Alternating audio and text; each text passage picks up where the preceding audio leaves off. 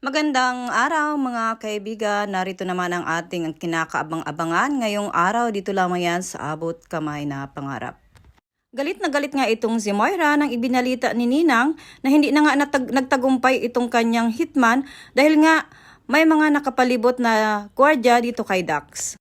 At hindi nga naman na ituloy ni Annalyn ang pagpaputok nga ng baril dahil ayaw niya nga itong ilagay sa kanyang kamay ang batas. Kaya naman, nagkaroon ng pagkakataon na makawala itong hitman, kaya hindi natuloy ang pagpaslang dito kay Dax. At maya-maya naman ay dumating itong si Lynette kasama ang mga kapulisan sa tangkang pagpatay kay Dax kundi itong si Moira. At nang malaman nga ni Moira na hindi nga natuloy ang pagpaslang dito sa kanyang hitman, ay agad niyang pinuntahan itong si Ninang na para kausapin na para dublihin ang bayad para lang matuloy ang pagpaslang dito kay Dax kasi nga siya ang witness. Dahil nga gustong-gusto na nga makalabas ni Moira sa kulungan. At para nga mabalikan nila itong si Annalyn at Lynette, pati na rin sila Giselle at RJ. At ito nga nang malaman nga ni Tiyang Susan at ni Diyosa na may kinalaman dito si Moira sa pagtangkang pagpaslang dito kay Dax sa witness, ay agad itong pumunta si Aling Susan at si Diyosa kay Moira at ito'y pinagsasampal.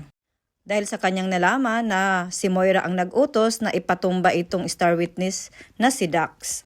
At inilagay pa sa alanganin ni Moira ang buhay ng mag-ina na si Lynette at si Annalyn.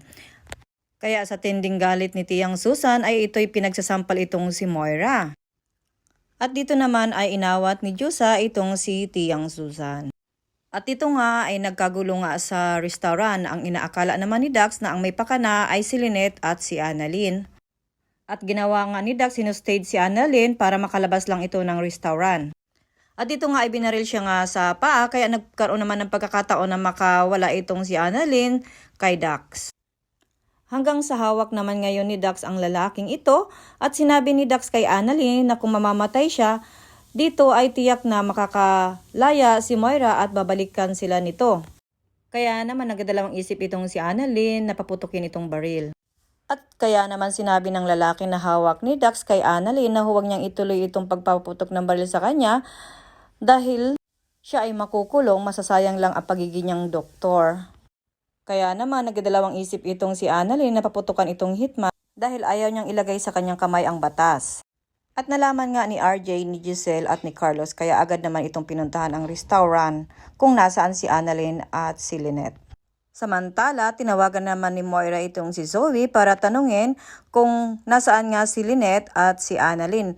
At dito nga ay sinabi nga ni Zoe kay Moira na nandoon nga sa restaurant itong mag-ina. Kung saan ay may kaguluhan dahil sa taong gustong magpatumba dito kay Dax dahil hindi nga natuloy ang mga plano dito. Samantala, dito naman ay hindi nagsalita itong si Dax sa harap ni Lynette na kung sino-sino pa nga daw ang kasabwat nito dahil alam niya na hindi lang itong si Moira at itong si Balahadja ang nagiging kasabwat ni Moira at pakiramdam nga ni Lynette ay mayroon pang tumutulong dito kay Moira. At dahil nga nangako itong si Dax kay Carlos na hindi magsasalita dahil nga sa binigay na tulong ni Carlos na huwag niyang idamay ang kanyang pangalan, dahil dito, ito na rin siguro ang susi upang sabihin ni Dax kay Annalyn at Lynette kung sino nga ang mastermind sa lahat ng iyon na baka madawit na naman ang pangalan ni Carlos. At yan ang pakatutukan maya-maya lamang dahil sa mga tumitinding kaganapan dahil sa kasamaan ni Moira. At yan lamang po at maraming pong salamat.